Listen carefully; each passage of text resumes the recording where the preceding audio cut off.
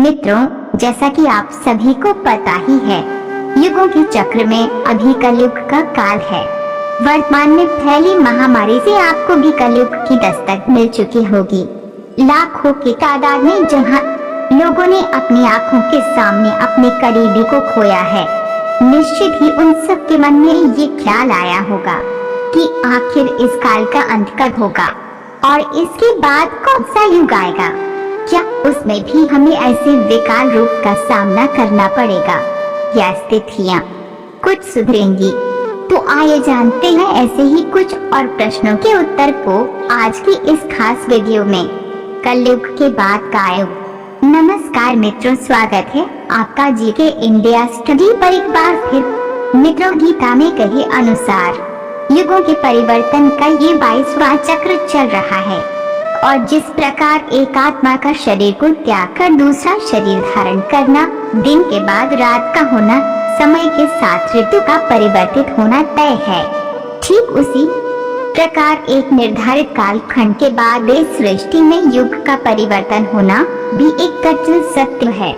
किंतु इस नए युग के आरंभ और स्वरूप के बारे में बताने से पहले आपका ये जानना बहुत आवश्यक है कि हिंदू धर्म ग्रंथों के अनुसार कलयुग का काल 4,32,000 साल लंबा है और कलयुग का अभी प्रथम चरण ही चल रहा, क्योंकि पुराणों में स्पष्ट रूप से वर्णित है कि कलयुग का प्रारंभ 3102 ईसा पूर्व ही हो गया था, जिसका अर्थ ही हुआ डंडा कि अभी कलयुग के 5,123 वर्ष ही बीते हैं और अभी भी 4,26,878 वर्ष बाकी है।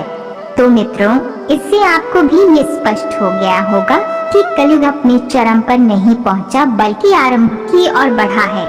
किंतु यदि आप ये जानने के इच्छुक हैं कि कलयुग का अंत कैसा होगा, तो आपको इसका उत्तर सनातन धर्म के कई ग्रंथों में मिल जाएगा, जिनमें से एक ब्रह्म पुराण के अनुसार कलयुग के अंत में मनुष्य की आयु महज 12 वर्ष रह जाएगी और इस दौरान लोगों में द्वेष और दुर्भावना बढ़ेगी और कलयुग की उम्र जैसे जैसे बढ़ती जाएगी वैसे वैसे नदियां सूखती जाएगी। बेईमानी और अन्याय से धन कमाने वाले लोगों में बढ़ोतरी होने लगेगी। इतना ही नहीं, धन के लोभ में मनुष्य किसी की हत्या करने में भी संकोच नहीं करेगा। मनुष्य पूजा पाठ, व्रत, उपवास और सभी धार्मिक काम करना बंद कर देगा। गाय दूध देना बंद कर देगी। मानवता नष्ट हो जाएगी। लड़कियां बिल्कुल भी सुरक्षित महसूस नहीं करेंगी। यहाँ तक कि उनका अपने ही घर में शोषण होगा। उनके अपने ही उनके साथ व्यभिचार करेंगे।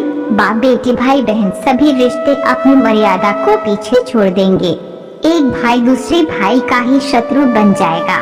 शादी जैसा पवित्र रिश्ता एकमात्र व्यापार बनकर रह जाएगा।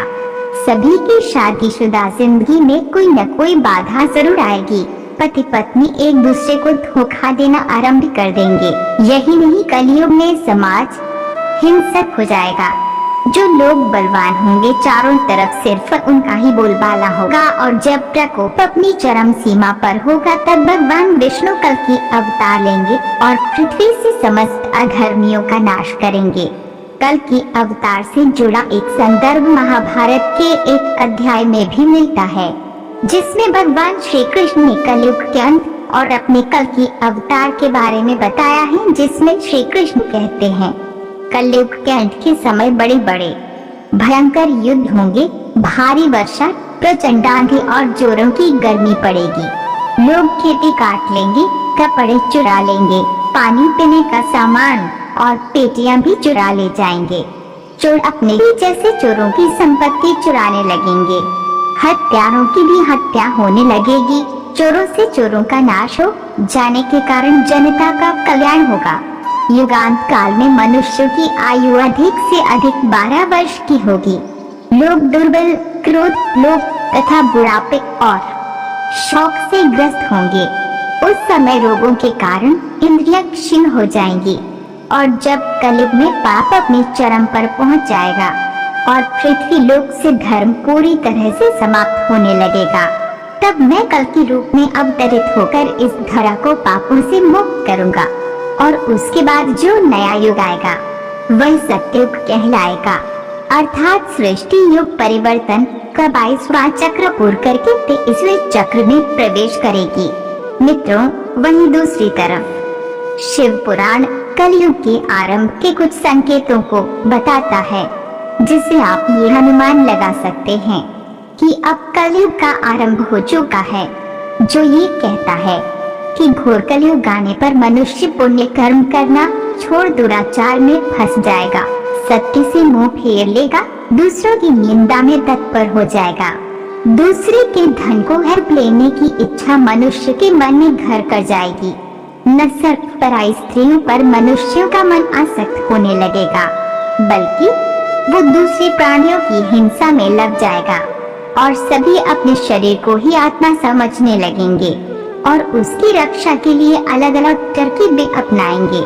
देखा जाए तो यह एक ऐसा युग होगा जिसमें मनुष्य गुण नास्तिक और पशु बुद्धि वाले बन जाएंगे, संतान माता पिता से द्वेष रखेंगे, ब्राह्मण वेद बेचकर जीविका चलाएंगे, धन का उपार्जन करने के लिए ही विद्या का अभ्यास करेंगे और अधिकतम समय मद में मोहित रहेंगे, अपनी जाति के कर्म को छोड़ दूसरों को ठगेंगे और तीनों काल की संध्योपासना से दूर रहेंगे।